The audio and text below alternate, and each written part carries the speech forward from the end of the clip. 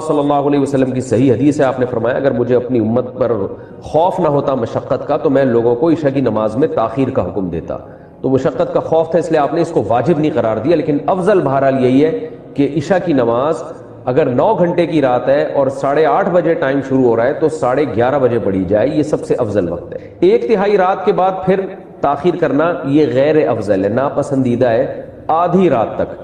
اب آدھی رات کب ہوگی؟ جیسے 8:30 بجے عشاء شروع ہو رہی ہے اور 9 گھنٹے کا ہے تو یہ 4.5 گھنٹے میں آدھی رات ہو جائے گی، یعنی 8:30 9:30 10:30 11:30 12:30 1 بجے تک بھی آپ عشاء کی نماز پڑھ سکتے ہیں، جائز ہے، ثواب کم ہوگا. 1 بجے کے بعد کراہت ہے، یعنی آدھی رات کے بعد عشاء میں تاخیر کرنا مکروہ ہے، ناپسندیدہ ہے. پھر جتنی تاخیر کریں گے اتنی ہی کراہت بڑھتی چلی جائے گی، مکروہ اس میں مکروہ والا عنصر بڑھتا چلا جائے گا. تو اس لیے حتی الامکان آدھی رات سے پہلے عشاء پڑھ لینی چاہیے، اور افضل ہے کہ 1/3 رات تک اس کو مؤخر کیا جائے. لیکن یہ خواتین کے لیے ہے یا ان لوگوں کے لیے ہے جو سفر میں ہوں اور جماعت سے نماز نہ پڑھ رہے ہوں کسی وجہ سے.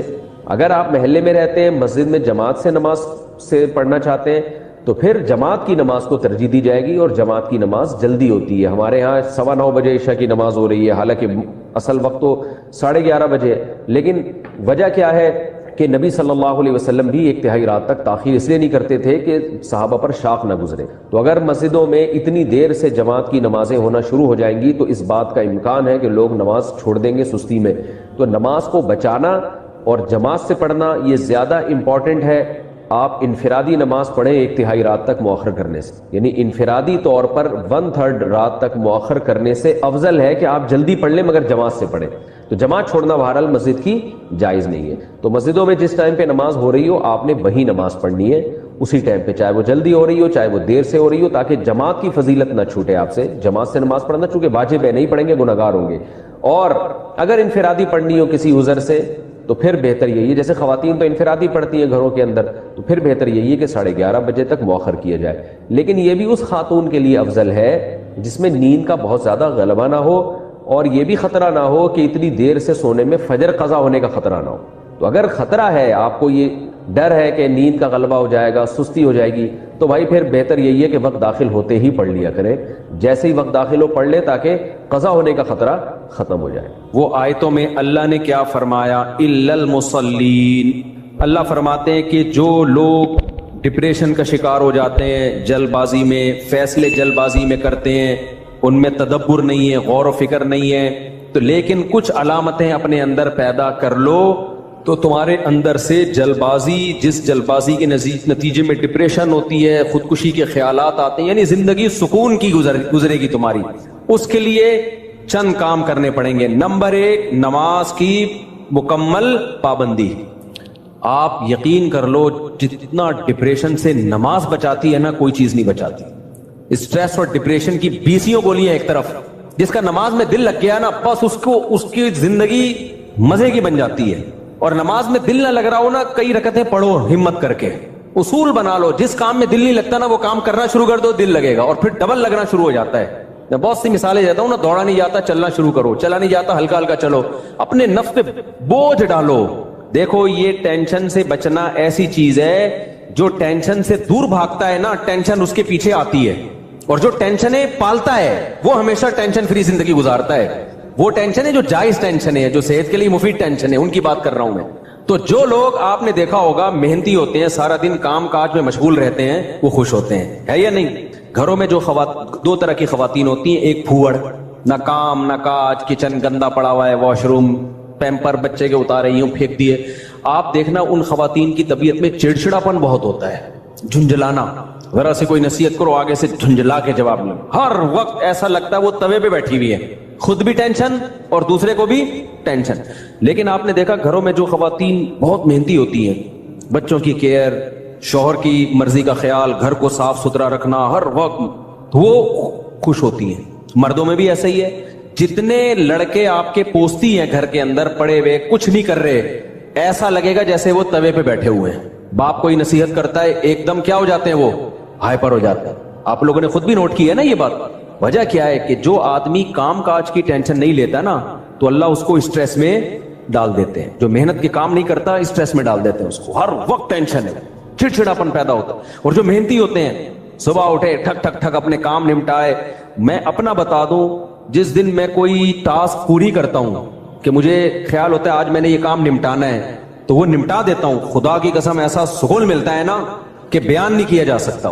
آپ بھی کر کے دیکھ لو, آپ ایک اسکیجول بناؤ کہ آج دن میں نے یہ سارے کام کرنے اور مغرب تک میں ان کاموں سے فارغ ہو جاؤں گا. دیکھو آپ کام کرنے کے بعد جب فراغت ہوگی آپ کو ایسا سکون ملے گا کہ آپ کو سکون کے لیے کسی ٹیبلٹ کی ضرورت نہیں رہے گی. تو آج کل ڈپریشن اور اسٹریس کی جو بیماریاں پھیل رہی ہیں اس کی ایک بہت بڑی وجہ بیکاری. بس ہر آدمی چاہتا ہے میں لائف کو انجوائے کروں, یوں کر کے بیٹھا رہوں, انجوائے کروں, پھر ٹک ٹاک دیکھتا رہے گا اور گھماتا رہے گا, دیکھ یہ والا دیکھ لیا, یہ والا دیکھ لیا, ہوتے ہوتے لاشعوری طور پر وہ آپ کے دماغ کو اندر سے ڈیمیج کر رہا ہے, آپ کو پتہ بھی نہیں ہوتا. اس میں سیاسی خبریں آ رہی ہیں, کوئی دوسرے کو گالی, وہ اس کو گالی, وہ فلانا ایسا, وہ ڈمکانا ایسا, کارٹون بنا بنا کے سیاسی لیڈروں کے مذاق. آپ کو پتہ نہیں ہوتا کہ یہ چیز آہستہ آہستہ آپ کے دماغ کو کیا کر رہی ہے, ہلکا ہلکا ڈیمیج. تو نماز انسان کے نا کا شیڈول بنا دیتی ہے. ہم نے جتنے بڑے لوگوں کو دیکھا ہے وہ کیا کر رہے ہوتے ہیں, وہ اپنے ٹائمنگ کیسے فکس کرتے ہیں. کافر کیسے کرتا ہے, 8 بجے یہ کرنا ہے, 9 بجے یہ, 10 بجے یہ, شام 4 بجے یہ. نمازی کیا کرتا ہے, فجر کے بعد کی یہ روٹین, فجر سے پہلے کی یہ روٹین, ظہر کے بعد کی, بولو نا یار, یہ روٹین, عصر کے بعد کی یہ روٹین, عصر سے پہلے کی یہ روٹین, مغرب کے بعد کی. اور یہ جو نمازوں کے ٹائم ہے نا, کمال کی بات پتہ ہے کیا ہے, یہ نیچرل ہے, گھڑی نیچرل نہیں ہے. نہیں آئی بات. سورج جب نکلتا اور غروب ہوتا ہے نا تو فطری طور پر انسان کی باڈی کے اندر تبدیلیاں آ رہی ہوتی ہیں, فطری طور پر. تو اسلام چونکہ دین فطرت ہے نا, تو اس نے اوقات بھی کیسے رکھے ہیں, نیچر کے حساب سے رکھے ہیں. تو نمازوں کے حساب سے اپنے آپ کو فٹ کرو گے زیادہ سکون رہے گا, کیونکہ دن کی روشنی میں انسان کا مزاج الگ طریقے سے کام کر رہا ہوتا ہے, رات کے اندھیرے میں الگ طریقے سے ہوتا ہے. تو اللہ نے کیا فرمایا کہ الا المصلین الذین هم علی صلاتهم دائمون, یہ لوگ نمازوں میں پابندی کرتے ہیں. تو آج سے عزم کرو کسی قیمت پہ بھی نماز انشاءاللہ ضائع نہیں کریں گے. اور سب سے زیادہ سکون اللہ نے فجر کی نماز میں رکھا ہے. تھوڑی سی ٹینشن ہے بھائی, اٹھا لو, لیکن پڑھ کے جب سلام پھیرو گے نا آپ کو لگے گا یار آج تو ہٹو بچو ہو گیا ہے. ہمارے ایک دوست تھے, نمازی تھے لیکن اڑاتے بھی بہت تھے نماز, ہے نا. اب وہ بہت پرانی بات ہے, 15-20 سال پرانی بات, بالکل ینگ تھے, تو نائٹ فال بھی ہو جاتا ہے جوان آدمی کو. ایک دن کیا ہوا, میں نے ان کو بولا بھائی آپ کو سفر میں حضر میں کہیں بھی ہونا, آپ نے غسل کر کے نماز پڑھنی ہے. وہ جاب کرتے تھے کسی کمپنی میں, انہوں نے کہا یار ادھر میں رات کو سوؤں اور نائٹ فال ہو جائے, کون غسل کرے گا, کیا ہے بھائی بڑی ٹینشن ہے یار. میں نے کہا یہ عزم کر لو کچھ بھی ہو آپ نے غسل کر کے نماز بولو پڑھنا, کچھ بھی ہو جائے. پانی کا انتظام کیسے کرنا یہ آپ کا ہیڈک ہے, کرنا ہے. تو اللہ انہیں جزائے خیر دے, انہوں نے ہماری وصیت پر عمل کیا. ایک دن پھر انہوں نے بتایا کہ سردیاں تھیں, غسل فرض ہو گیا, صبح پریشان ہوں, کہاں سے پانی لے کر آیا, کہیں جنگل ونگل میں ہو گئے, کوئی پروجیکٹ ہوتا ہے نا, پانی لایا اور پھر کس طریقے سے میں نے بڑی ٹینشن میں سردی میں غسل کیا. کہتے ہیں خدا کی قسم اس کے بعد جو نماز پڑھی ہے, ان کے الفاظ ہیں, اتنا لطف اور اتنا مزہ آیا کہ اب میں آگے کہہ رہا ہوں ہٹو بچو ہو گیا. یہ ہٹو بچو ان کے نہیں تھے, یہ میرے الفاظ, اتنا مزہ آیا. تو انسان ٹینشن اٹھا کے جو کام کرتا ہے لطف اور مزہ بولو اسی میں ہے. چھٹی والے دن جب مزہ آتا ہے جب ورکنگ ڈیز کے بعد چھٹی آئے. روزانہ ہی اگر چھٹیاں ہوں تو مزہ آئے گا. ابے دیکھو سنڈے کو لوگوں کی چھٹی ہوتی ہے, ہم لوگ مدرسے میں تو جمعے کو ہوتی ہے. سنڈے کی چھٹی کا مزہ جب ہے جب منڈے کی چھٹی نہ ہو, اور ٹیوزڈے کی بھی نہ ہو, وینسڈے کی بھی نہ ہو, تھرسڈے کی بھی نہ ہو, فرائیڈے کی بھی نہ ہو, تب جا کے سنڈے کی چھٹی کا مزہ آتا ہے. لیکن اگر ہر دن سنڈے ہے تو پھر کوئی بھی دن سنڈے نہیں ہے. نہیں آئی نا, یہی تو مسئلہ ہے. تو کچھ کرنے کے بعد جب چھٹی ہوتی ہے تو مزہ ہوتا ہے. چھٹی چل رہی ہے, پاگل ہو جائے گا آدمی. ہمیں یاد ہے پورے سال میں نا مدرسے میں ہماری 2 مہینے کی چھٹیاں ہوتی تھیں, اب بھی 2 مہینے کی ہوتی ہیں, لیکن طالب علمی کے دور میں تو بہت ٹف لائف تھی ہماری. پورا ہفتہ مدرسے میں رہنا پڑتا تھا ہمیں.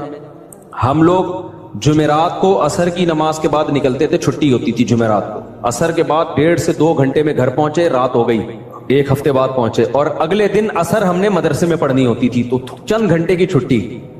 یہ روٹین جب پورے سال ہوگی تو جب 2 مہینے کی چھٹیاں آنے والی ہوں گی تو خوشی سے کیا عالم ہوگا, کیا عالم ہوگا نا خوشی سے.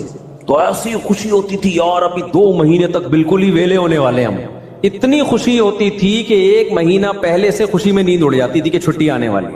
لیکن اس روٹین کے بعد, لیکن اگر یہ روٹین کے بعد وہ 2 مہینے کی چھٹی نہ آتی, بلکہ چھٹی کے بعد چھٹی آتی تو سوائے اسٹریس اور ڈپریشن کے کچھ بھی حاصل بولو نہیں ہوتا.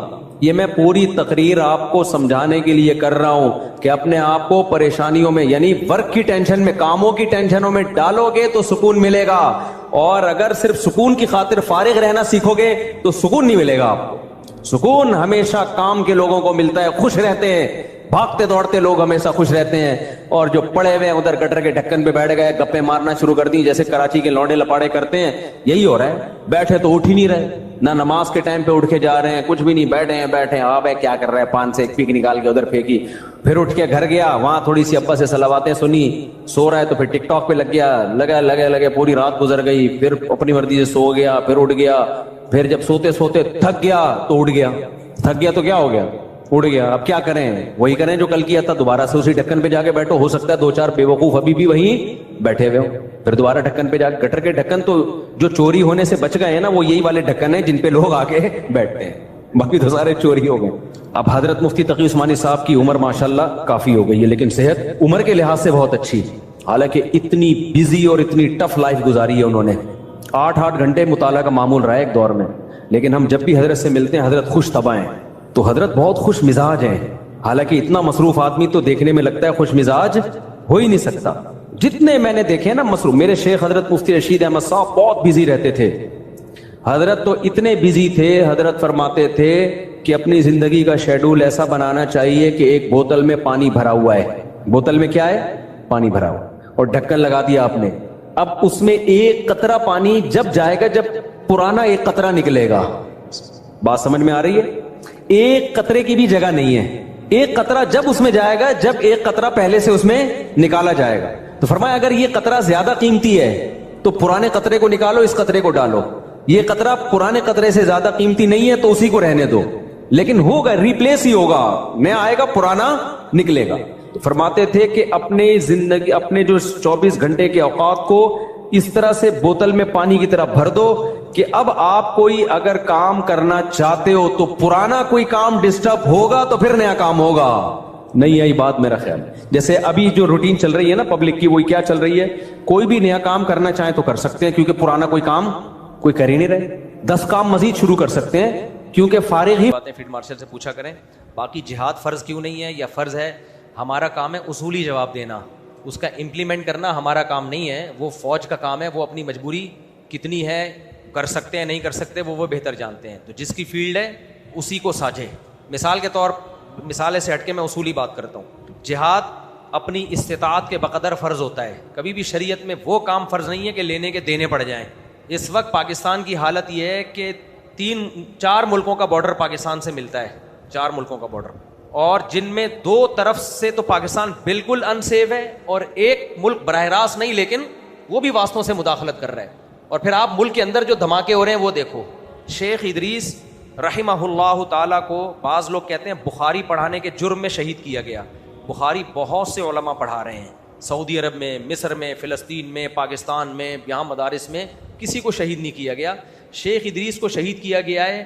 انہوں نے پاکستان آرمی کی اور پاکستان کی تعریف کر دی تھی سوشل میڈیا پہ, ان کو برا بلا کہا گیا اور بالآخر ان کو شہید کر دیا گیا. تو جس ملک کی یہ کنڈیشن ہو کہ کوئی عالم کنٹری کے یا فوج کے فیور میں بات کر دے, اور فوج کے فیور میں بات کرنے سے ان کا مقصد فوجیوں کی تعریفیں نہیں ہے, ملک بچانا تھا, کیونکہ اٹیک فوج پہ ہو رہا ہے, آپ کے مقابلے میں فوج کھڑی ہوئی ہے اسلام دشمنوں کے سامنے, تو ان کا مقصد تھا فوج کو موٹیویٹ کیا جائے, کیونکہ وہ حالات جانتے تھے شیخ ادریس صاحب کہ اگر یہ فوج راستے سے ہٹ گئی, عوام میں اس کا مورال ڈاؤن ہو گیا, تو ہم تو گئے کام سے, پروگرام گیا ہمارا. اور میں بار بار کہتا ہوں اگر یہ فوج کمزور پڑ گئی, خدا کی قسم لا الہ الا اللہ, غزہ کو بھول جاؤ گے, تم غزہ کو بھول جاؤ گے غزہ کو, کیونکہ ایسی بوٹیاں نوچیں گے نا تمہاری انڈیا مل کے اور اسرائیل مل کے, تم تصور میں بھی تمہارے نہیں ہوگا, وہ بھول جاؤ گے وہ حالات. ابھی چونکہ پیڑے کھا رہے ہیں نا بیٹھ کے, لڈو کھا رہے ہیں بیٹھ کے, انجوائے کر رہے ہیں, احساس نہیں ہے. شیخ ادریس رحمۃ اللہ علیہ کو احساس ہو گیا تھا, انہوں نے عوام کی ملامت کی پرواہ نہیں کی. ان کو پتا تھا سوشل میڈیا پہ پوری قوم میرے خلاف ہو جائے گی, اور انہوں نے یہ بیان میں یہ بات کہی ہے, میں کسی سے ڈرتا نہیں ہوں, حق بیان کر رہا ہوں. تو ملک کو اور فوج کو فیور کیا, سوشل میڈیا پہ جو ان کو گالیاں دی ہیں, ذرا خیال نہیں کیا کہ ایک آدمی سفید داڑھی والا ہے, کتنا بڑا عالم ہے, اس کی کتنی خدمات ہیں. نا نا نا نا نا, بس سیاسی اختلافات میں اتنا آگے چلے گئے یار. تو پہلے سوشل میڈیا پہ 15-20 دن طوفان بدتمیزی, اور پھر ان کو جان سے مار دیا. اس وقت پاکستان کو یا فوج کو جو فیور کرے گا اس کی جان خطرے میں ہے. مخالفین بھرے پڑے ہیں, آپ جا کے دیکھ لو. تو بہادری یہ نہیں ہے کہ فوج کی مخالفت کرو, بڑے بڑے صحافی ہیں, بہادری ہے اس وقت حمایت کر کے دکھاؤ. نہ قوم آپ کا ساتھ دے رہی ہے, جو بے وقوف لوگ ہیں, عقل مند تو ہیں, پڑھے لکھے ساتھ دیں گے آپ کا, نہ قوم ساتھ دے گی جو بے وقوف قوم. سوشل میڈیا بھی ساتھ نہیں دے گا, اور دہشت گرد آپ کے فیور میں ہو جائیں گے, کیونکہ وہ تو چاہ رہے ہیں کہ ہمیں ایسے لوگ چاہیے جو خدا کی قسم میں اربوں روپے کما سکتا ہوں فوج کی مخالفت کر کے. آج میں فوج کی مخالفت شروع کر دوں, مجھے بیرون ملک کی ایجنسیاں اربوں روپے دیں گی, اربوں روپے, کروڑوں نہیں دیں گی, اربوں روپے دیں گی, اور تم سب میرے چاہنے والے ہو جاؤ گے, مجھے بہادری کا لقب بھی دو گے, بولے گے یہ بندہ ڈنکے کی چوٹ پہ حق بیان کرتا ہے, کسی سے ڈرتا نہیں ہے. لوگوں میں بھی بہادر بن جاؤں گا, ارب پتی بن جاؤں گا, لیکن مجھے خدا کو منہ دکھانا ہے. آپ کو پتا ہے میرے چینل کی ویورشپ بہت کم ہو گئی ہے جب سے فوج کی حمایت کی ہے میں نے, جب سے فوج کی حمایت کی, لیکن پھر بھی میں حمایت کرتا چلا جا رہا ہوں. بھاڑ میں جائے چینل ایسی کی تیسی. لوگ مجھے کہہ رہے تھے یہ ڈالر مفتی ہے. میں جب انڈیا نے جنگ شروع کی ہے نا, مودی نے, آپ کو پتا ہے بارڈر پہ گیا تھا, واگا بارڈر پہ فوجیوں کو ہم سپورٹ کرنے گئے تھے. ہمیں کسی خدا کی قسم فوجی نے نہیں کہا تھا کہ یا آرمی چیف نے یا کسی آفسر نے کہا کہ جاؤ واگا بارڈر پہ فوجیوں کو تسلی دو, اتنے پیسے دیں گے. لا الہ الا اللہ مسجد میں بیٹھا ہوں, ہمارے دل میں خود خیال آیا, حضرت مفتی عبدالرحیم صاحب کے دل میں خود خیال آیا, یار پوری قوم نے ساتھ چھوڑ دیا ہے, جا کے ان کو تسلی دو, انڈیا نے اٹیک کی دھمکیاں دے رہا ہے, فوجیوں کا مورال بلند کرو. ہم گئے وہاں پہ, ہمیں اس کی قربانی کیا دینی پڑی, ہمارا چینل انڈیا میں بین. سب سے زیادہ ویورز ہمارے انڈیا کے تھے. اب لوگ کہہ رہے ہوتے ہیں مفتی صاحب آپ کے چینل پہ وہ ویوز نہیں آ رہے. بھائی زیادہ تر ویوز ہمیں کہاں سے ملتے تھے, انڈیا سے. وہ چینل ہی اڑ گیا. پھر آدمی کو افسوس نہیں ہوگا, اس کے بعد لوگ نیچے کہہ رہے ہیں ڈالر مفتی. ڈالر صحافی وہ ہیں جو اس وقت پاکستان کے خلاف بول رہے ہیں, ان کو باہر سے پیسہ مل رہا ہے, دبا کے پیسہ مل رہا ہے ان کو. تو شیخ ادریس رحمۃ اللہ علیہ کو شہید کیا گیا ہے بخاری پڑھانے کی وجہ سے نہیں. ہمیں حق بولنا چاہیے, ہم کیوں نہیں بول رہے لوگوں کے سامنے حق. ان کو شہید کیا ہے فوج اور پاکستان کی حمایت کی وجہ سے. اور کے پی کے میں جو عالم اس وقت فوج کی حمایت کرے گا اس کی زندگی خطرے میں ہے. تبھی ہم جو علماء کے پی کے میں ہیں ان کو کال کر کے کہہ رہے ہیں آپ فوج کی حمایت نہ کرو. اس لیے نہیں کہ ہمیں پاکستان سے محبت نہیں, اس لیے کہ ان کی زندگی خطرے میں ہے. ہم کہتے ہیں جب آپ فوج کی حمایت کرو گے آپ کو اڑا دیں گے, تو حکومت کو لازم ہے کہ آپ کو سیکیورٹی دے. حکومت تو سیکیورٹی دے نہیں رہی ہے, تو کیوں اپنی زندگی کو خطرے میں ڈال رہے ہو. تو اس لیے جو بھی پاکستان کی یا فوج کی حمایت کرے گا, گیا وہ پروگرام بڑھ گیا اس کا, تو یا تو بہت سخت سیکیورٹی لے کے گھومے, جیسے مفتی عبدالرحیم صاحب گھوم رہے ہیں. مفتی عبدالرحیم کو پوری دنیا سے خطرہ ہے. جن کو تم لوگ درباری اور سرکاری اور پٹھو اور فلانا کہتے ہو, مفتی عبدالرحیم نہ عوام سے ڈرتا ہے کہ لوگ کیا کہیں گے, اور نہ وہ پیسوں کا لالچی ہے. مفتی عبدالرحیم کے پاس خدا کی قسم ایک بالی زمین نہیں ہے, کسی کے پاس کوئی جائیداد نہیں ہے. بچوں کی حالت میں جانتا ہوں, میرے شاگرد ہیں, اپنے پاس کوئی جائیداد نہیں ہے. باقی بڑی بڑی گاڑیوں میں گھومتے ہیں, وہ مجبوری ہے ان کی, بڑی گاڑیوں, مریدوں نے ان کی خدمت کی ہے, اس لیے کہ سیکیورٹی تو دینی ہے نا, یہ ترنے والا بنا دیں. اور سیکیورٹی کی اتنی شدید ضرورت کیوں پیش آ رہی ہے, کیونکہ سب کو پتہ ہے یہ پاکستان سے محبت کرتے ہیں, پاکستانی فوج کو پروموٹ کرتے ہیں. لا یخافون فی اللہ لومۃ لائم, کسی ملامت کرنے والے کی ملامت کی پرواہ نہیں کرتے. کیونکہ مفتی عبدالرحیم صاحب نے جو تاریخ اور ہسٹری کا مطالعہ کیا ہے, میں اور آپ وہاں تک پہنچ نہیں سکتے.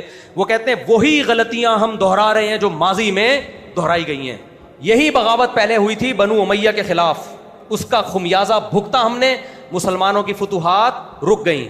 پھر یہی بغاوت ہوئی بنو عباس میں, شیعہ سنی لڑائیاں ہوئیں اور جو کچھ ہوا, پھر تاتاریوں نے حملہ کیا, گئی خلافت, دوبارہ بغداد کی خلافت نہیں آئی. پھر یہی کچھ ہم نے ہندوستان میں اور خلافت عثمانیہ میں ہوا. خلیفہ ترک خلیفہ بار بار مسلمانوں کو کہتا تھا کہ یہ فرانسیسی ہیں جو تمہیں خلیفہ کے خلاف برگلا رہے ہیں, یہ تمہاری خلافت توڑنا چاہتے ہیں, ان کی باتوں میں مت آؤ. مگر ینگسٹر فرینچ کے پروپیگنڈے میں آ گئے, خلافت عثمانیہ گئی اور دوبارہ اس کا نام و نشان ختم. مغلوں کے ساتھ یہی ہوا. تو اب وہ کہتے ہیں یہ چھوٹے چھوٹے ٹکڑے بچ گئے ہیں مسلمانوں کے, ان کو تو بچا لو. اب بھی خلافت کی تحریکیں چل رہی ہیں, خلیفہ نہیں آئے گا, جو رہی صحیح طاقت ہے اس کا بیڑا غرق ہو جائے گا.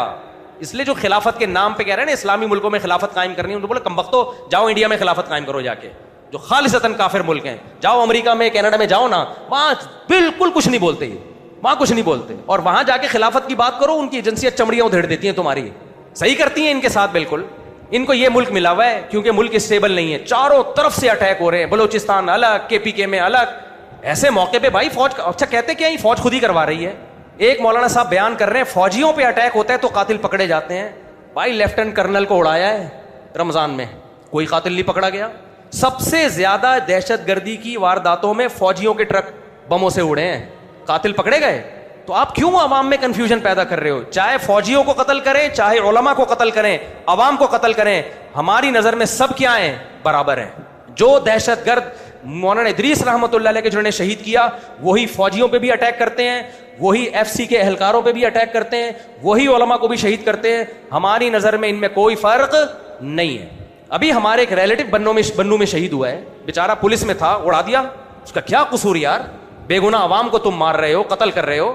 تو اس لیے میرے بھائی, فوج سے آپ 100 دفعہ اختلافات کرو, لیکن ایز اے ادارہ عاصم منیر کی ذات ہماری نظر میں اس کی ویلیو نہیں ہے. آرمی چیف آتے ہیں جاتے ہیں, اچھا بھی آئے گا کبھی برا بھی آئے گا. اگر مفتی عبدالرحیم کہتے ہیں عاصم منیر اچھا آدمی ہے, آپ اختلاف کر لو, کہہ رہے نہیں اچھا آدمی نہیں ہے, اس سے ان کی صحت پہ کوئی فرق نہیں پڑے گا. کوئی باجوہ کو اچھا کہے گا, کوئی برا کہے گا, کوئی مشرف کو اچھا کہے گا, کوئی برا کہے گا.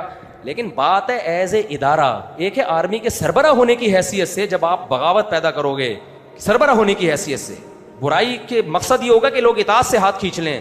یہ بھائی اپنے پاؤں پہ کلہاڑی مار رہے ہو. سب سے پہلے اسلام, اور ملک میں سب سے پہلے پاکستان, اس پہ کوئی کمپرومائز. اور اسلامی ہمیں کہتا ہے ملک بچاؤ, اجتماعیت بچاؤ, یہ اسلام ہی کا حکم ہے. تو اس لیے ہمیں بچانا پڑے گا, اس لیے ہوش کے ناخن لینے پڑیں گے.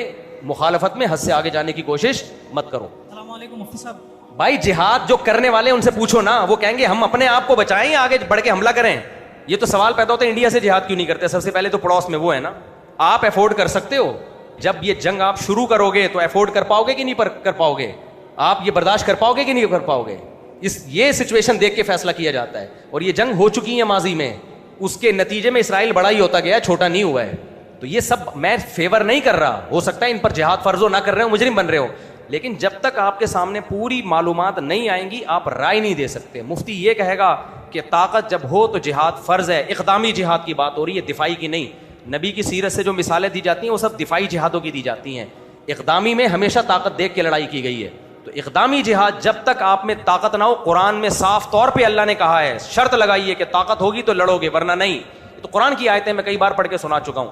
تو اب آپ اپنے کنٹری کو اس حیثیت سے دیکھو کہ آپ کے اپنے کنٹری میں بلوچستان ٹوٹنے کی باتیں ہو رہی ہیں, اور ادھر KPK میں جو دھماکے خوارج لوگ کر رہے ہیں, آپ کے فوجی بھی جا رہے ہیں اس میں. زیادہ قربانیاں تو یہ بیچارے رنگ روٹ فوجی دے رہے ہیں. FCC کے اہلکار بھی شہید ہو رہے ہیں, آپ کے علماء بھی شہید ہو رہے ہیں. آپ کے اس کنڈیشن میں آپ مشورہ دے رہے ہو کہ اٹھ کے دھماکہ کر دو وہاں پہ. تو وہی بات ہو گئی, میں جو واقعہ سناتا ہوں نا, ایک حکیم نے چورن دیا کہ بھینس کو کھلاؤ. ایک آدمی کی بھینس کو قبض ہو گیا, حکیم نے کہا یہ جمال گوٹا چورا کر کے بھینس کو کھلاؤ. اس نے کہا کھلاؤں کیسے, وہ تو منہ سے نکال دیتی ہے. اس نے کہا پائپ ڈالو بھینس کے منہ میں, اور ادھر منہ میں پائپ رکھ کے دوا ڈالو اور پھونک مارو زور سے, دوا چلی جائے گی اس کے پیٹ میں. کچھ دن بعد حکیم صاحب آئے, پتہ چلا وہ بندے کا تو انتقال ہو گیا. تو لوگوں سے پوچھا بھائی پائپ منہ میں رکھا تھا؟ انہوں نے کہا ہاں رکھا تھا. پھونک ماری تھی؟ کہنے بھینس نے پہلے مار دی تھی. بھینس نے پھونک پہلے مار دی تھی. السلام علیکم. تو پاکستان یہ جنگ افورڈ کر پائے گا کہ نہیں کر پائے گا؟ کیونکہ یہ ایک ملک کی بات نہیں ہوتی, پھر ایک پوری ایک عالمی جنگ شروع ہوتی ہے اس سے. پاکستان ابھی بھی اس جنگ میں ان ملکوں کا ساتھ دے رہا ہے جو اسرائیل, ایران جو اتنی بدماشی دکھا رہا ہے نا, پیچھے کون ہے؟ پاکستان کی سپورٹ ہے, پاکستان کی سپورٹ ہے پیچھے.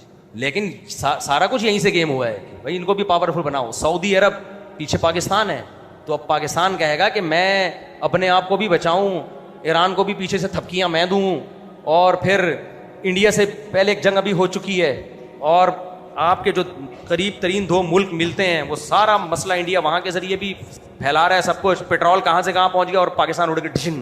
جب یہ کرے گا نا تو سب سے پہلے آپ بولو گے بھائی خدا کے لیے ہمیں روٹی دو, ٹھیک ہے نا. تو وہ والے کام نہیں کرنے چاہیے جو جاپان نے کیے تھے.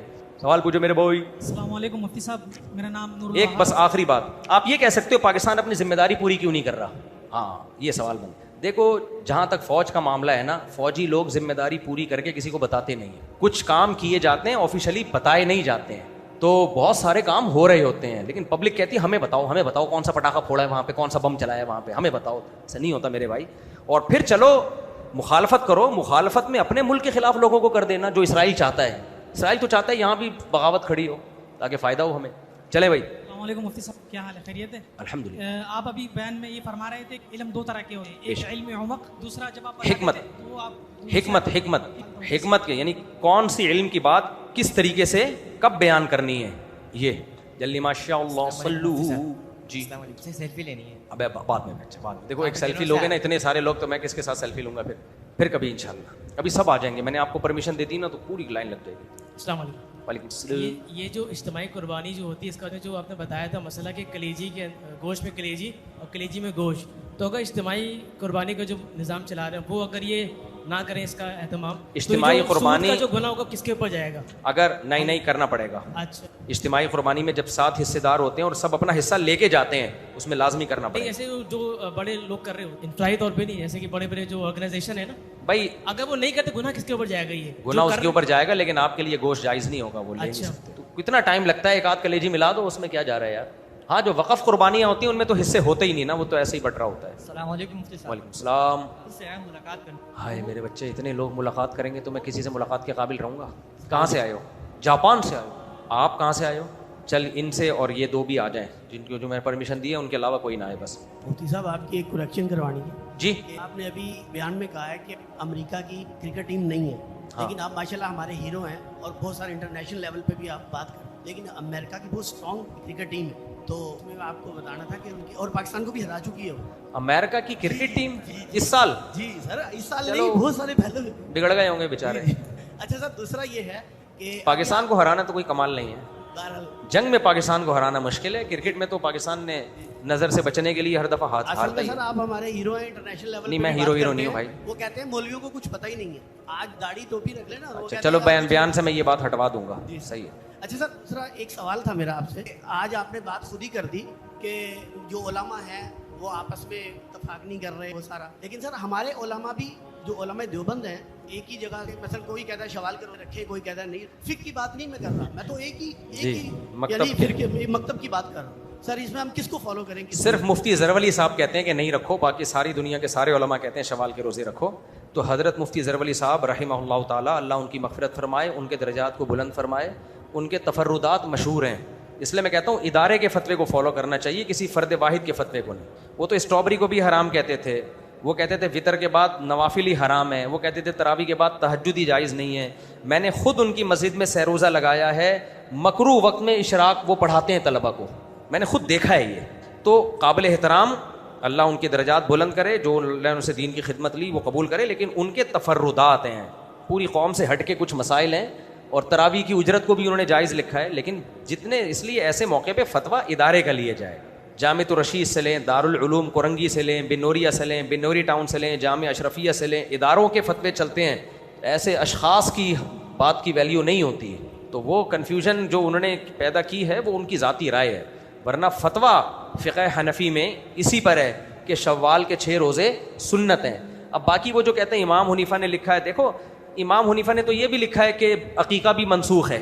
इमाम हनीफ़ा ने तो ये भी है कि नमाज इस्तिस्क़ा नहीं है, जो बारिश की नमाज है। तो सिर्फ ये दे देना, कह देना कि इमाम हनीफ़ा ने लिखा है। बात यह कि फ़िक़्ह हनफ़ी में फ़तवा किस कौल पर है।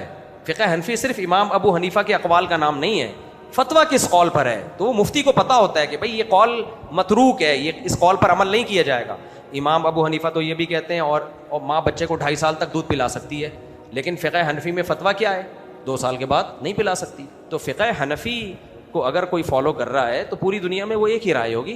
तो इसलिए उसमें हज़रत मुफ्ती ज़रवली साहब 100 दफ़ा एहतराम, लेकिन उनकी ये राय मोतबर नहीं है, उनके तफर्रुद है। तो उससे कन्फ्यूजन क्यों पैदा हो रही है? आप देखो किसी भी दारुल इफ्ता से, दारुल देवबंद से फतवा लो, सबके नज़दीक तरावी की उजरत नाजायज़ है। तो इसलिए ऐसे इंडिविजुअली कोई राय सामने आ जाए उसकी कोई हैसियत नहीं। लोग मेरे बारे में कहते हैं आपकी तो भी तो कुछ इनफरादी आ रहा है, कौन सी राय मेरी इनफरादी है बता दो भाई। मेरी कोई राय ऐसी नहीं जो मैंने पूरी उम्मत से हट के कोई राय रखी हो। आमिलों को मैं पहले भी गालियाँ देता था, आज भी दूंगा, कल भी इंशाअल्लाह दूंगा। ये इनफरादी राय नहीं, दीनी राय की बात कर रहा हूँ। आमिल वामिल कोई दीन वीन का हिस्सा नहीं है हमारे, ना कोई मुफ्ती का आमिल, उलूम ही नहीं है, टोपी ड्रामे हैं। खुदा की कसम इतना मज़ा आया, दिल चाह रहा है असर तक गालियाँ शुरू कर दूँ मैं, बस रोक रहा हूँ अपने आप। मुझे जो आमिलों को गालियाँ देने में मज़ा आता है वो 4 शादी में भी नहीं आता, क्योंकि बेगैरतों के पास कुछ है ही नहीं, सालों के पास कर ही नहीं सकते कुछ, धमकियाँ पड़कियाँ मारते हैं। हमजात, मुवक्किल, चुड़ैल, भूत, हिसार रख के लगा बगैर, तो कुछ और काम करो साले कहीं। एक अभी किसी ने मुझे लिंक भेजा, वो कह रहा है यूँ होता है फलाना होता है, किसी ने लिखा है इस्माइली बनाई भी, कह रहे हैं मुफ्ती तारिक मसूद तुझे बुला रहे हैं। अल्हम्दुलिल्लाह अब लोगों को थोड़ी अवेयरनेस होती जा रही है। डॉक्टर साहब, ये मुफ्ती साहब ये डॉक्टर साहब के पास गए क्या, उनका क्लिनिक है घर के अंदर ही गुलबर्ग में, वालदा को लेके गया था। तो 15-20 मिनट इंतजार करने के बाद डॉक्टर साहब आए। आते ही उन्होंने मुझसे पूछा आपकी उम्र कितनी जी। मैंने कहा 38-39 साल। कह रहे मेरी 76 साल उम्र है और मैं नमाज़ पढ़ता हूँ, आज तक मेरे निशान नहीं आया। निशान नहीं आया? पेशानी पर निशान नहीं आया। تو تم کیسے نماز پڑھتے ہو، اپنی پیشانی کو خراب کر رہے ہو، چہرہ خراب کر رہے ہو، کیوں ایسے سجدے کرتے ہو؟ یعنی مجھے کافی ڈانٹا انہوں نے. اب وہ میں چپ چاپ سنتا رہا، میں نے اس طرح کا آپ کا کلپ ان کو بھیجوں گا. دیکھو چہرے پہ سجدے کا نشان بننا یہ بڑی رحمت اور برکت کی بات ہے. اور کچھ لوگوں کی اسکن ایسی ہوتی ہے چند دفعہ سجدہ کر کے نشان آ جاتا ہے، کچھ لوگوں کی اسکن ایسی ہوتی ہے نہیں بنتا نشان. ہاں کچھ اس میں ڈرامے باز بھی ہوتے ہیں جن پہ میں بیان بھی کر چکا ہوں، وہ زبردستی نشان بناتے ہیں، وہ غلط ہے. لیکن اگر سجدہ کرنے سے کسی کے چہرے پہ ماتھے پہ نشان آ گیا تو یہ تو فضیلت کی چیز ہے. حدیث میں آتا ہے کہ جو اعضاء نماز میں زمین سے لگتے ہیں نا، حدیث کا مفہوم ہے قیامت کے دن ان سے نور نکلے گا، ان سے نور نکلے گا، کیونکہ یہ اللہ کے سجدے کی وجہ سے ایسا ہوا ہے. تو خود سے نشان نہ بنایا جائے، ڈرامے نہ کیے جائیں، لیکن اگر اللہ کی طرف سے نشان آ گیا ہے تو یہ مومن کے چہرے کا نور ہے، اس کو ختم کرنے کی کوشش نہ کریں. السلام علیکم مفتی صاحب. ایک سیکنڈ جی پوچھیں آپ. مفتی صاحب قربانی کے حوالے سے سوال کرنا تھا. جیسا کہ ابھی میں نے کلپ دیکھا تھا، شاید آپ نے بھی دیکھا ہو، بہت وائرل ہوا تھا کلپ، کہ قربانی کا جانور آیا تھا اور وہ جب اس کو ان لوڈنگ کر رہے تھے تو قربانی کا جانور چھل کے ایک دم، وہ شیزور تھا، اس پہ سے جب ماری اس نے دونوں ٹانگیں اس کی پھنس گئیں اور جا کے زمین میں گرا ہے، اس کا ایک سنگ ٹوٹا ہے اور وہ آن دا اسپاٹ ایکسپائر ہو گیا. تو کہنے کا مطلب یہ ہے کہ اب جو بندہ لے کر آیا جانور، کیا اس کی قربانی ہو گئی؟ کیونکہ ابھی اس نے ذبح بھی نہیں کرا. اگر وہ غریب تھا تو پھر قربانی کی ضرورت نہیں ہے، بس انشاءاللہ اللہ اس کو ثواب دے دیں گے. امیر تھا تو اس کو دوبارہ قربانی کرنی پڑے گی. اچھا ایک اور سوال تھا کہ میرا ایک دوست ہے کہ اس نے ایک لڑکی کے لیے رشتہ بھیجا تھا تو اس کی وہاں سے نہ ہو گئی تھی. تو نیک آدمی تھا، لڑکی کے لیے رشتہ بھیجا ماشاء لڑکی کے لیے بھیجا تھا، لیکن ادھر سے اس کے گھر والوں نے نہ کر دی تھی. لیکن وہ لڑکا تعویذ وغیرہ کے چکر میں پڑ گیا کہ یار یہ تعویذ وغیرہ میں اس طریقے سے کروں گا تو باندھ کے اور یہ کرنا ہے، اپنے گھر والوں کو بھیجوں گا تو ہو جائے گا. تو کیا یہ طریقہ کار صحیح ہے کہ غلط ہے؟ غلط ہے، 100% غلط. زندگی بھر تعویذوں میں پڑا رہے گا. کام اللہ نے کرنا ہے، اگر ہو گیا تو ہو گیا، نہیں ہوا تو نہیں ہوا. اگر ہو گیا تو یہ سمجھے گا تعویذ نے کرایا ہے. ابھی میں اپنا واقعہ بتاؤں آپ کو. میں اپنے واقعات اس لیے بعض دفعہ سنا دیتا ہوں موٹیویشن کے لیے. میں بھی ایکسرسائز کر رہا تھا. پہلی بات تو میں ایکسرسائز کی ویڈیوز نہیں بناتا، لوگ بنا کے ڈال دیتے ہیں، بہت بری حرکت ہے. مجھے نہیں پسند شو مارنا، اور میں کون سا کوئی پروفیشنل جم ٹرینر ہوں، آڑھی ترچھی کر رہا ہوتا ہوں میں، اسی کو لوگ ڈال دیتے ہیں. ایک ابھی ڈپس کی آئی ہے، غلط طریقے سے میں پش اپ کر رہا ہوں، غلط طریقے سے، مجھے خود پتہ بھی ہے، لیکن ویڈیو بنا کے ڈال دی کسی نے اور کہا ہمارے موٹیویشنلسٹ ماشاء اللہ مفتی صاحب اور کتنی اچھی. چھچور پنا ہے یار، آپ ورزش کر رہے ہو کر لو، دنیا کو کیوں دکھا رہے ہو؟ لیکن لوگ ڈال دیتے ہیں. ابھی ہوا یہ کہ تقریباً 1 مہینہ پہلے یوگا کرتے ہوئے میری کمر کڑاکا آیا، ٹائٹ والا. کیا آ گیا؟ کڑاکا. جاگنگ کی میں نے، بھاگا دوڑا، پش اپ سب کیے. یوگا میں نا مڑ جاتے ہیں نا، تو ضرورت سے زیادہ مڑ گیا میں. اور پھر اس کے اگینسٹ میں نے فوراً کی جو میری غلطی تھی، نہیں کرنی چاہیے ایسے، اس کے خلاف ہے یہ.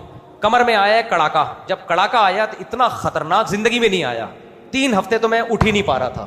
پچھلے ہفتے بھی میں نے پتا ہے نا بیٹھ کے جمعے کی نماز پڑھی تھی. اتنا خطرناک کڑاکا آیا میرے، چلنا پھر رہا ہوں. میں مایوس ہو گیا کہ میں سیدھا نہیں ہو سکتا شاید کبھی بھی. خیر میں نے علاج کرایا.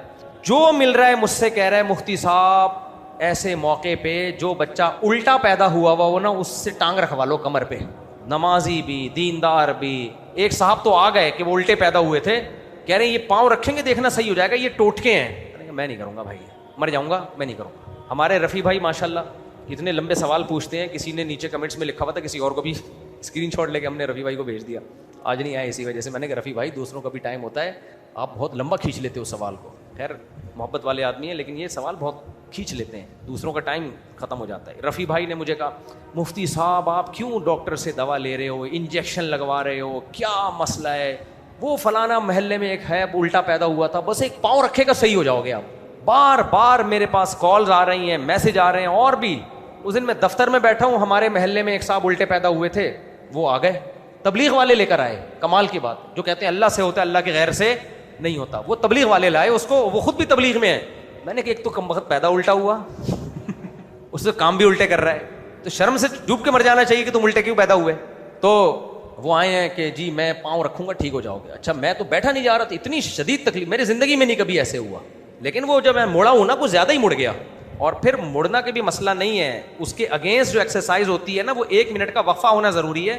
میں نے جلد بازی میں وہ فوراً ہی کر لی، تو ظاہر ہے مسل چڑھ گئے، وہ ہلا دیا اس کو. ٹیسٹ ویسٹ ہوئے، MRI پتہ چلا جی وہ کچھ سویلنگ آ گئی ہے. خیر بہت تکلیف ہے، اللہ تعالیٰ مجھے شفا دی. میں تو مایوس ہی ہونے لگا تھا. میری عادت ہے اپنی بیماریاں نہیں بتاتا میں لوگوں کو. اب یہاں رفیع بھائی کہہ رہے ہیں امام صاحب کے لیے دعا کرو، اللہ امام صاحب کو صحت دے. میں نے کہا میرے لیے دعا نہیں کروانا، میں خود اللہ سے کر لوں گا دعا. گھر والوں کو بتائے، اپنی بیماریاں کیوں دنیا کو بتائے یار. سارے طرز کھائیں گے، فون کریں گے، ہائے ہائے ہائے، اچھا نہیں لگتا.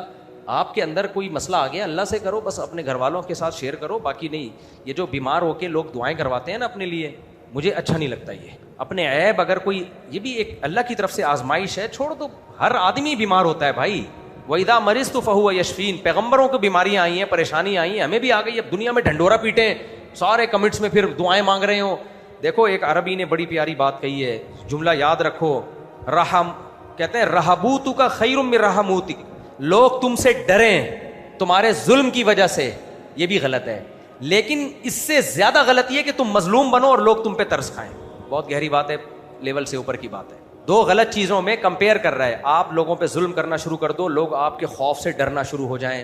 اچھا کام ہے برا کام ہے, بری عادت ہے نا کہ ظلم کی وجہ سے لوگ ڈر رہے ہیں, آپ کی طاقت کی وجہ سے کانپ رہے ہیں, بری بات ہے. لیکن آپ کمزور ہو اور لوگ ترس کھانا شروع کر دیں, ہائے ہائے ہائے بیچارہ, ہائے ہائے ہائے بیچارہ, وہ کہتے ہیں یہ زیادہ برا ہے. اس سے بہتر ہے ظالم بن کے ڈرا دیتے, وہ بھی برا ہے. لیکن یہ جو مظلوم بن کے ترس کھا رہے ہیں نا لوگ تم پہ, یہ زیادہ برا ہے. کیونکہ اس لیے زیادہ برا ہے کہ اب آپ گویا مخلوق کی نظروں میں گویا بھیک مانگ رہے ہو رحم کی. تو ہمارے حضرت مفتی رشید احمد صاحب کی عادت تھی کہ اپنی بیماری بھی لوگوں کے سامنے ظاہر نہیں کرتے تھے, اپنے گھر والوں اور بس اللہ کے سامنے. تو میری کمر اکڑ گئی تھی, تو میرے لیے بڑا مسئلہ ہو گیا, سیدھا ہی نہیں چلا جا رہا. اب میں نے کہا یار میں ٹیڑھا میڑھا چلوں گا, ویڈیو آئیں گی, لوگ ترس کھائیں گے, دعائیں, ہائے مفتی صاحب مسجد میں دعائیں, چھوڑو یار مر جائے زیادہ اچھا ہے.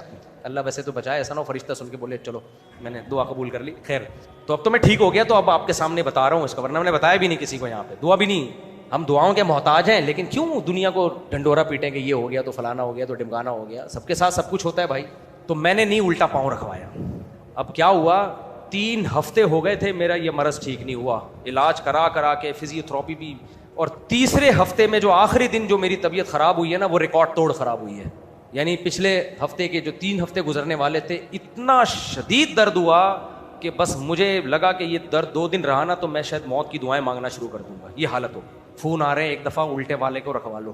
ایسے موقع پہ آدمی کہتا ہے یار کیا جا رہا ہے, کیا جا رہا ہے, ساری دنیا کہہ رہی ہے الٹا پیدا ہوا ہوا آدمی پاؤں رکھے گا اور ٹھیک ہو جاؤ گے, تو ٹرائی کرنے میں کیا جا رہا ہے. میں نے کہا نہیں, میں نے کہا اگر میں ٹھیک ہو گیا نا, یہ لوگ ان کا غلط چیز پہ ایمان مضبوط ہو جائے گا اور یہ کہیں گے دیکھو مفتی طارق مسعود صاحب کی کمر ٹیڑھی ہو گئی تھی, الٹے پاؤں والے نے رکھا ہے, الٹے پیدا ہوئے نے رکھا, ٹھیک ہو گئی.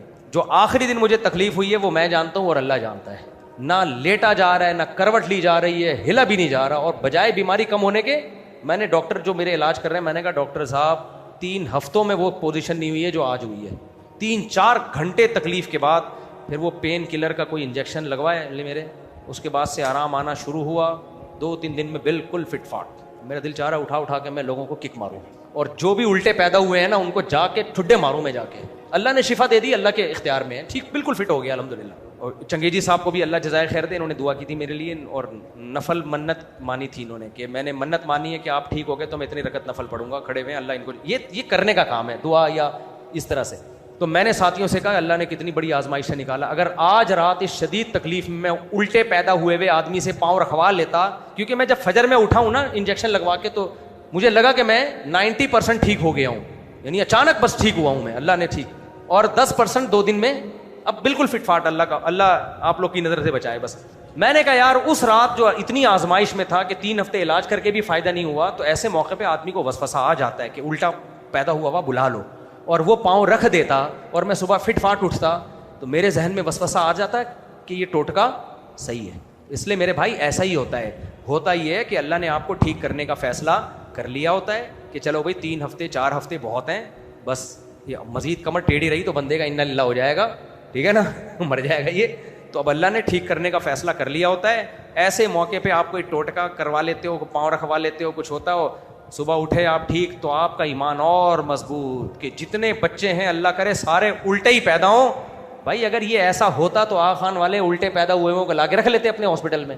اس لیے بھائی ہم نہیں مانتے ان ٹوٹکوں کو, جیسے کہ تیسی باڑ. میرا تو ایمان اور پہلے بھی مضبوط تھا اور مضبوط ہو گیا, میں نے کہا باڑ. اور اب مجھے کوئی بھی الٹا پیدا ہوا نظر آ جائے نا, میں سوچ رہا ہوں عاملوں کے ساتھ میں ان کو بھی ایڈ کر لوں. جو بھی الٹے پیدا ہوئے ہیں, چاہے وہ تبلیغ میں لگے ہوں چاہے وہ ریونڈ کے ہو, ان سے بچ کے رہو. یہ خود تو الٹے ہیں, تمہاری کھوپڑی کو بھی الٹا کر دیں گے. سیدھا سیدھا علاج کراؤ. ہومیوپیتھک علاج بھی ہوتا ہے اس کا, اچھا ہوتا ہے. میڈیکل علاج بھی ہوتا ہے. بیماریاں دنیا میں ہر ایک کے ساتھ لگی ہوئی ہیں یار. اور نبی صلی اللہ علیہ وسلم کو ایک شخص نے بتایا کہ میں کبھی بیمار نہیں ہوا. آپ نے فرمایا یہ منافق ہے. آپ نے کیا فرمایا؟ منافق. کیونکہ اللہ کی طرف سے تکلیفیں آتی ہیں اور انسان کو اس کی اوقات یاد دلاتی رہتی ہے. مجھے جو اپنی اوقات یاد آئی ہے نا, کیونکہ اس سے پہلے میری ویڈیوز آ رہی ہیں, ٹنٹ پل رہے ہیں, یہ وزن اٹھا رہے ہیں, یہ تگڑ تگڑ دوڑ رہے ہیں, یہ ہو رہا ہے وہ ہو رہا ہے فلانا ہو رہا ہے. اس کے بعد میں جو لیٹا ہوں نا وہ ویڈیو دیکھ کے میں کہتا ہوں یار یہ نہ ہلا جا رہا ہے نہ کروٹ لی جا رہی ہے, نماز کرسی پہ بیٹھ کے کتنا مذاق اڑایا کرسی والوں کا, زمین پہ بھی نہیں پڑھی جا رہی تھی کیونکہ اٹھتے ہوئے اتنی کروٹیں لے کے اٹھنا پڑ رہا تھا. میں خود کرسی پہ بیٹھ کے 2 ہفتے میں نے نماز پڑھی ہے. اور کہیں پبلک پلیس میں کسی جیسے ہاسپٹل جا رہا ہوں نا, اب لوگ کھڑے میں ان کے سامنے مجبوراً سیدھا چل رہا ہوں, اتنی تکلیف میں سیدھا چل رہا ہوں کہ وہ کوئی دیکھنے لے ویڈیو بنا کے ڈال دے گا, سب ترس کھانا شروع کر دیں گے. مجھے اچھا نہیں لگ رہا کہ لوگ میرے اوپر ترس کھائیں. کیا خیال ہے بھائی؟ ہم تو یہی چاہتے ہیں لوگ نہ ترس کھائیں. اللہ دیکھے اپنے گھر والے تو وہ تو بچے اپنے ہی ہوتے ہیں, ان کو سامنے آدمی چیخو پکار کر سکتا ہے, پبلک کے سامنے آدمی فٹ فاٹ ہی رہے. اور الٹے پیدا ہوئے وہ کی ایسی کی تیسی. تو سب کے ساتھ سب کچھ ہوتا ہے, بیماریاں بھی آتی ہیں, شفا بھی آتی ہے. اللہ پر ایمان اور مضبوط ہو جاتا ہے. اللہ نہ نکالتا اس ٹینشن سے تو کتنی بڑی مصیبت تھی یار. تو اپنی اوقات یاد دلانے کے لیے نا اللہ بتاتے رہتے ہیں, تم بیٹا 4 بھی کر لو, دوڑو بھی, 2 سیکنڈ لگتے ہیں, تھوڑا سا اسکرو میں نے کمر کا دائیں بائیں کر دیا نا, گیا, چیخیں نکل جاتی ہیں انسان کی. وعلیکم السلام. آپ تو الٹے پیدا تو نہیں ہوئے تھے, بس پھر صحیح ہے, آپ کو بھی میری طرف سے عید مبارک. 2 بچے ہیں, سیدھے پیدا ہوئے ہیں الٹے پیدا ہوئے ہیں؟ سیدھے پیدا ہوئے, پھر ٹھیک ہے. اب بتائیں حقوق پورے نہیں ہوتے؟ نہیں, چلے کے لیے ضرور جائیں لیکن بچوں کا خیال کر کے جائیں نا, بچوں کو چھوڑ کے نہیں جائیں. بچوں کا خیال کریں مطلب بیگم کو پیسے ویسے دے کے جائیں کہ ان 2 بچوں کو پیمپر شیمپر یہ وہ, پھر تو جا سکتے ہیں. الٹا بچہ پیدا ہو تو بتانا مجھے. زندہ آباد, ماشاء اللہ. 3 شادیاں ہیں بھائی کی, 2 فوت ہو چکی ہیں, ابھی نہیں ہیں. ایسی شادی کو نہیں, میں نہیں مانتا. ابھی پچھلے ہفتے ایک صاحب ملے, میں نے 8 شادیاں کی ہیں. میں نے کہا ہیں کتنی؟ کہہ رہے ایک بھی نہیں ہے. کہہ رہے ایک تھی وہ مر گئی, دوسری کی اس کو طلاق ہو گئی, تیسری کی وہ مر گئی, چوتھی کی اس کو طلاق ہو گئی, 5ویں کی اس کو طلاق ہو گئی, 6ٹھی کی اس کو طلاق. ابھی ملے تھے. میں نے کہا یہ کون سی شادی ہے, ایسے تو 18 کر لو. تو یہ والی واپس شاباشی ساری واپس وہ حاضر سروس ہوں بعد میں. بس یار بس بہت ہو گیا میرا خیال ہے. تو بس یار ان کو ایک سوال پوچھنے دیں, کافی دیر سے مائک پکڑ کے کھڑے ہوئے ہیں. چل رہا ہے. اگر میری نماز نکل جائے قربانی جائز ہو؟ ہاں قربانی, اگر شہر میں عید کی نماز ہو گئی ہے تو بھی قربانی جائز ہے. بے شک آپ کی نماز نکل بھی گئی ہو, گناہ ملے گا آپ کو, لیکن قربانی ہو جائے گی. میری بہن فرمائے ایک عید بعد ہو رہا ہے, یو کے میں ہے تو عید ایک دن بعد ہوگی, تو پھر اس کی قربانی یہاں پر ایک دن بعد ہی ہوگی. دیکھو میں نے شاید غلط مسئلہ بیان کر دیا جلد بازی میں, اس کی کریکشن کر لیں. جس ملک میں جو بندہ قربانی کر رہا ہے, جیسے کوئی یو کے میں ہے اور قربانی پاکستان میں کر رہا ہے, تو وہاں بھی عید کا دن ہونا ضروری ہے, یہاں بھی ضروری ہے. یہ مسئلہ ایسے ہے.